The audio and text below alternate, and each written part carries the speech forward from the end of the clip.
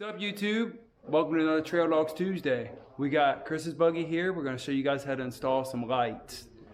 May not be the best way to do it, but it's the way I always done it. I feel it's the safest.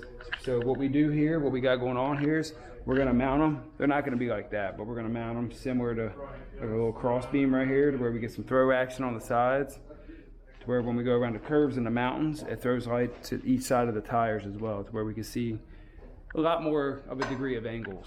So what we got going on is we got, whenever I do electrical, I always want a relay and an inline fuse. This keeps from burning your stuff down. So mount this high and mount this to your bus bar under the dash. It's pretty simple, but I'll show you guys how to do it. Okay, here we go. Step one, you want to unplug the battery. So go ahead and unplug the battery. It's pretty self-explanatory. You can use a Phillips or you can use, I think, a 10mm. Pretty simple. Step two, so when you get underneath your dash, there's a bus bar right here.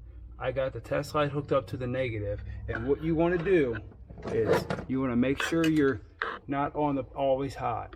That's always hot. See the light coming on? We don't want that. We want it to where on this left one right here, turn the key on accessory. Now we got power, and that's what you want. You want to hook the lights up to where they only come on when the key's on, so you don't drain your battery. So that's what we're going to go through. We're going to go to the right one and we're going to go to the left one. We're not going to touch the middle, so stay tuned. All right, guys, give you a little update. Got the battery disconnected, got everything wired to the bus bar. I'm going to mount the relay to this bar, to this bar right here.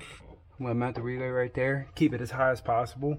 Keep it out of the weather as well. I'll clean it all up, and then what you do is there's all these cables right here. They go through your like firewall. You cut the zip tie off on the other side and you feed them through. So what I did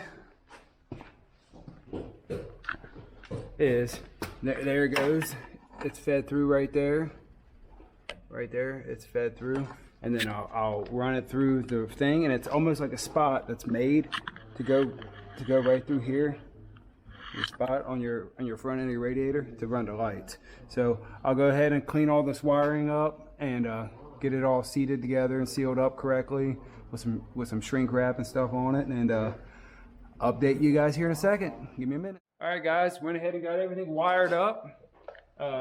Tucked it all in nicely, cleaned it all up. Got them set at an angle to where they broadcast light pretty good. Got everything cleaned up underneath there, tucked out of the way, zip tied up out the way. Got the switch mounted. Let's show you guys what it looks like. It's all pretty simple. I mean, there's the switch in there now. Yep, go ahead and turn the key on, turn the lights on, Chris. And there they are right there. You can definitely tell they're bright, and they're broadcasting a pretty good beam. Broadcasting a pretty good beam outside to the right, so where you can, when you're going around the mountains at night, you can see all the different angles going around the corners and stuff. So yeah, there they are. They look pretty good. Might have to tinker with the angle when it gets nighttime, but for the most part, they look pretty good. So this wraps up another install for the Trail Dogs. We'll see you guys next Tuesday, and thanks for watching. And don't forget to like, share, and subscribe.